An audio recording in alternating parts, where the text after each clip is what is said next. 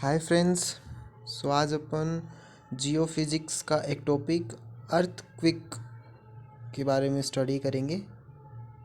जैसा कि आप देख पा रहे हो, अर्थक्विक अपनी हेडिंग है अर्थक्विक साइज। ओके, सो अर्थक्विक होता क्या है बेसिकली अपन देखेंगे इस वीडियो में। तो सबसे पहले आप समझो कि 2 methods of describing how large an earthquake is. Okay, so अपने पास 2 मेथड है किसी अर्थक्विक को डिस्क्राइब करने के। फर्स्ट वन है इंटेंसिटी से बता सकते हैं, सेकंड वन अपन इसके मैग्नीट्यूड से बता सकते हैं कि अर्थक्विक की साइज़ क्या है। सबसे पहला अपन मेथड देखते हैं अर्थक्विक की। जो इंटेंसिटी है उसके बेस पे अपन कैसे बताते हैं कि कोई अर्थक्विक डेंजर वाला है, लाइट है, मॉडरेट है। सो ये सब चीज़ें अपन देखेंगे। तो सबसे पहली बात कि जो इंटेंसिटी ऑफ अर्थक्विक है वो एक सब्जेक्टिव पैरामीटर है। सब्जेक्टिव पैरामीटर का क्या मतलब है? सब्जेक्टिव पैरामीटर जैसे कि नेक्स्ट वाले एरो से आपको समझ में आएगा कि based on assessment of visible effects. Earthquake की इंटेंसिटी के अंदर अपन क्या करते हैं कि कोई एक्सपेरिमेंटल कोई डिज़ाइन अपन ने नहीं किया है, कोई डिवाइस नहीं बनाया है जिससे कि अपन इंटेंसिटी को नाप रहे। जस्ट अपन अर्थक्विक जहाँ पे आया जिस जगह पे उसको देख के, उसको विजुअलाइज करके कि वहाँ पे कितना नुकसान हुआ, कितने लोग मारे गए या फिर कुछ बिल्डिंगें ढह गई, तो उन सबको देख के अपन बताते हैं कि हाँ यहाँ पे अर्थक्विक की इंटेंसिटी कम है, यहाँ पे अर्थक्विक की इंटेंसिटी ज़्यादा है। सो ये जो मेथड है इसको अपन बोलते हैं अर्थक्विक का इंटेंसिटी का method. Next you can see that intensity of an earthquake depend on the factor other than the actual size of the earthquake based on local character of visible effects it produces. It depends very much on the acuity of the observer, focuses especially on effects on people and buildings, degree of damage कितना हुआ, कितना नुकसान हुआ, उसको देख के अपन बताते हैं कि अर्थक्वेक की इंटेंसिटी कैसी है। देन आप देख पा रहे हो कि यूरोपियन मैक्रोसिस्मिक स्केल, शॉर्ट में इसको बोलते हैं EMS, ये एक इंटेंसिटी को मेजर करने का स्केल है। इसके बेसिकली 12 स्टेजेस हैं। तो उसको अपन ने बेसिकली ब्रॉडली 3 भागों में बांटा है, 1 से लेके 4 तक, 5 से लेके 8 तक, 9 से लेके 12 तक। जो 1 से लेके 4 तक का है वो लाइट टू मॉडरेट अर्थक्वेक है। 5 से लेके जो 8 वाला है वो मॉडरेट टू सेवर अर्थक्वेक है। एंड देन 9 से लेके 12 तक के जो है वो सेवर टू डिस्ट्रक्टिव अर्थक्वेक है। देन आप देख पा रहे हो कि जो 1 से 4 लाइट टू मॉडरेट अर्थक्वेक है, हल्का अर्थक्वेक है। तो अगर इंटेंसिटी 1 है किसी अर्थक्वेक की, इसका क्या मतलब है कि इंटेंसिटी 1 का मतलब है कि अर्थक्वेक आया बट किसी को फील ही नहीं हुआ, नो फेल्ट। सेकेंड इंटेंसिटी, जिसकी इंटेंसिटी सेकेंड है तो स्केयरली फेल्ट होता है, बहुत मुश्किल से ही किसी को पता चल पाता है। इंटेंसिटी जो थर्ड है उसमें है कि वीक है, अर्थक्वेक आया, वीक अर्थक्वेक है। फोर्थ जो इंटेंसिटी है वो लार्जली ऑब्जर्व होता है, इसकी इंटेंसिटी इतनी है कि वो बहुत सारी जगहों पे ऑब्जर्व किया जाता है कि हाँ पता चलता है अपने को कि हाँ कुछ अर्थक्वेक आया है। देन यहाँ पर है 5 का मतलब है स्ट्रॉन्ग अर्थक्वेक आया। 6 में क्या होता है, स्लाइटली डैमेजिंग होता है, ऐसा अर्थक्वेक है जो थोड़ा बहुत नुकसान भी पहुँचा था। अभी तक वालों में कोई नुकसान नहीं हुआ, बस हाँ अंदाज़ा लगता है कि अर्थक्वेक आया है।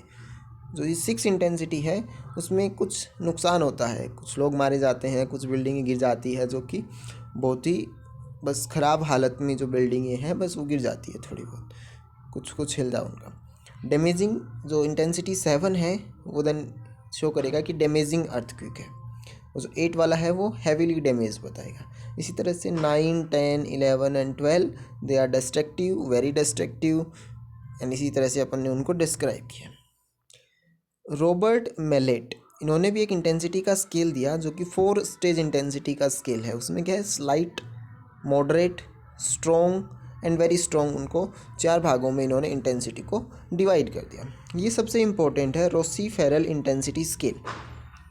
एंड देन इसके ऊपर एक बार यूपीएससी में क्वेश्चन आया है कि एक क्वेश्चन ऐसा है कि find out which of the following is the intensity scale. 4 option given है, पूछा गया आपसे कि इनमें से इंटेंसिटी का स्केल कौन सा है। तो उनमें 4 ऑप्शन थे, बाकी सारे मैग्नीट्यूड के स्केल थे। तो एक रोसी फेरल इंटेंसिटी स्केल उसमें गिवन था। देन मॉडिफाइड मर्कली, जिसको अपन शॉर्ट में MM स्केल बोलते हैं, ये भी एक 12 स्टेजेस का स्केल है। ऐसे ही एक मेडवेडेव स्पोनहर कार्निक MSK स्केल है। सिमिलरली यूरोपियन मैक्रोसिस्मिक स्केल EMS जो कि अपन ने ऊपर स्टडी किया वो है। तो इस हिसाब से एक मेथड जो इंटेंसिटी ऑफ एन अर्थक्वेक है, ये टॉपिक है। दूसरा टॉपिक है कि magnitude of an earthquake. Earthquake को नापने का अपने पास एक दूसरा मेथड है, that one is earthquake magnitude.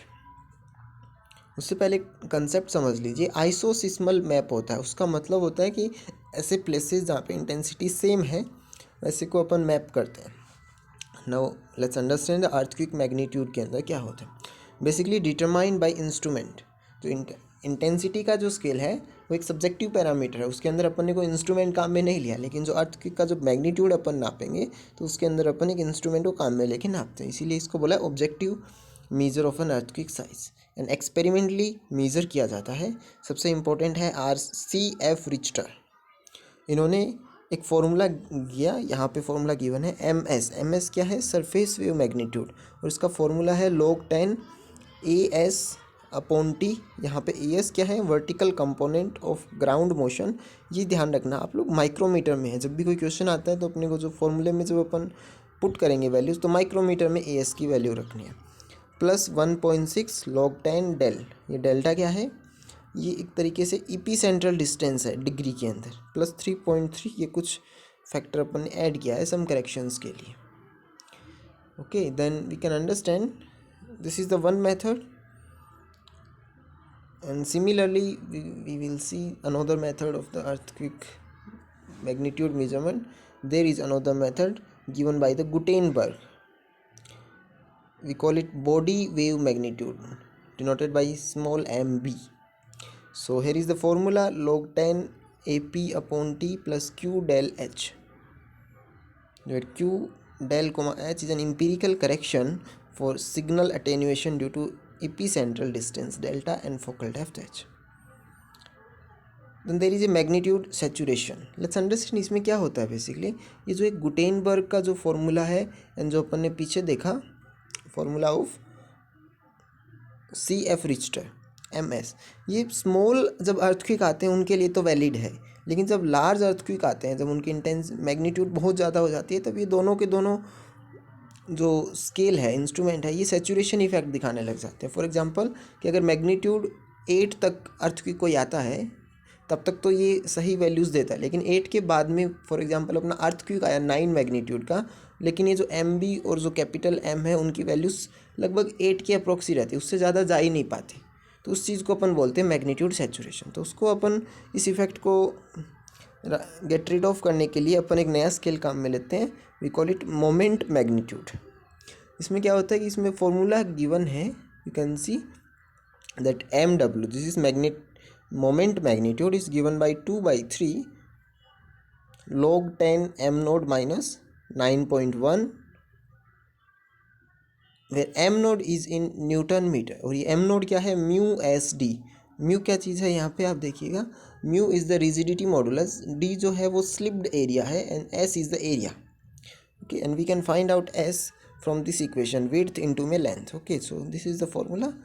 सो है बहुत सारे क्वेश्चन UPSC में एंड गेट में आते हैं इन फार्मूलाज के ऊपर, सो आप लोग इनको थोड़ा सा देख लीजिएगा। कैसा लगा वीडियो कमेंट करके ज़रूर बताइएगा, लाइक कीजिए, सब्सक्राइब कीजिए। Thank you very much. अगर आप इसी तरह की और वीडियो चाहते हैं तो कमेंट में ज़रूर बताइए। Thank you.